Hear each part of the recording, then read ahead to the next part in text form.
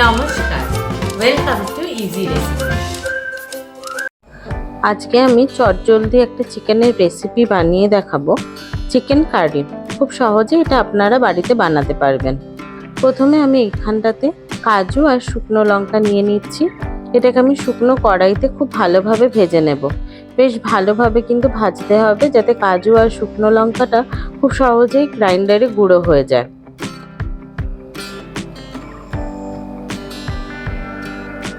কাজু আর শুকনো লঙ্কাটা ভাজা হয়ে গেলে আমি এটা একটা বাটির মধ্যে তুলে রাখছি। এবার কড়াইতে আমি সর্ষের তেল দিয়ে নিচ্ছি। আমি এখানে বেশ অনেকটা মাংস রান্না করব, তাই আমি পেঁয়াজের পরিমাণটাও অনেকটাই রেখেছি। পেঁয়াজটাকে বেশ ভালো করে লাল লাল করে কিন্তু ভেজে নিতে হবে। পেঁয়াজটা যাতে তাড়াতাড়ি ভাজা হয়ে যায় তার জন্য আমি এখানে দিয়ে দিলাম সামান্য লবণ। পেঁয়াজ ভাজার সময় লবণটা যদি দিয়ে দেবেন তাহলে কিন্তু পেঁয়াজটা খুব তাড়াতাড়ি ভাজা হয়ে যায়।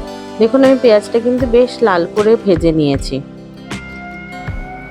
পেঁয়াজটা এই অবস্থায় যদি ভালোভাবে ভাজা না হয় তাহলে কিন্তু পরে পেঁয়াজগুলো একদম মনে হবে যেন ঝোলের মধ্যে তাকিয়ে আছে। এখন আমি এর মধ্যে দিয়ে দেবো আদা বাটা। আমি এখানে 5 থেকে 6 চামচের মতন আদা বাটা দিচ্ছি। আর দিয়ে দিলাম অনেকটাই রসুন বাটা, সেটাও 5 থেকে 6 চামচের মতো। দিয়ে দেব জিরে গুঁড়ো, ধনে গুঁড়ো, হলুদ আর শুকনো লঙ্কা। আমি এখানে কাশ্মীরি লঙ্কার গুঁড়ো ইউজ করেছি।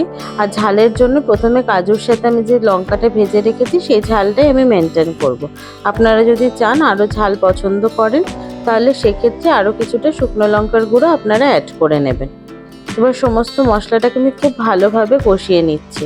একবার সামান্য কষানো হয়ে গেলে কিছুটা গরম জল মিশিয়ে আমি আরও কিছুক্ষণ কষিয়ে নেব। এটা কিন্তু কিছু না হোক 3 থেকে 4 বার এই পুরো প্রসেসটাকে 3 থেকে 4 বার রিপিট করতে হবে।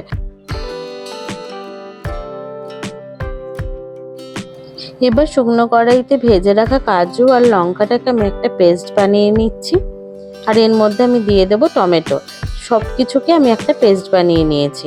এবার এই মশলাটার মধ্যে এই পেস্টটাকে দিয়ে ভালোভাবে কষিয়ে নিতে হবে।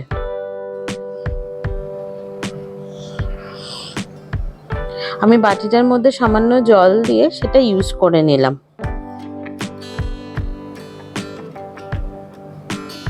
সামান্য কষানো হয়ে গেলে আমি চিকেনগুলো দিয়ে দেব। আমি এখানে 1 থেকে 1.5 কিলোর মতন চিকেন নিয়েছি, সেজন্য কিন্তু আমি মশলাটাও বেশ অনেকটা পরিমাণে ইউজ করেছি। আপনারা যদি কম চিকেন ইউজ করেন সেক্ষেত্রে মশলাটাকে একটুখানি কম করে দেবেন। এবার পুরো মশলাটার সাথে চিকেনটাকে খুব ভালোভাবে মিশিয়ে নিতে হবে। এই সময় কিন্তু কোনো রকম জল অ্যাড করার কোনো দরকার নেই। এখন আমি দিয়ে দিলাম লবণ। চিকেনটা থেকে যে জলটা বেরোবে সেই জলটাতেই কিন্তু পুরো মাংসটা রান্না হয়ে যাবে। মশলাটার সাথে চিকেনটাকে খুব ভালোভাবে মিশিয়ে নেওয়ার পর আমি এটাকে চাপা দিয়ে রান্না হতে দেব।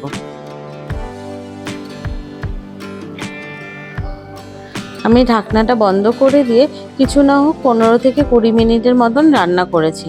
দেখুন চিকেনটা কিন্তু খুব ভালোভাবে সেদ্ধ হয়ে গেছে আর মশলাটার রংটাও কিন্তু খুব ভালো এসছে। এবার আমি এটাকে সার্ভ করে নিচ্ছি।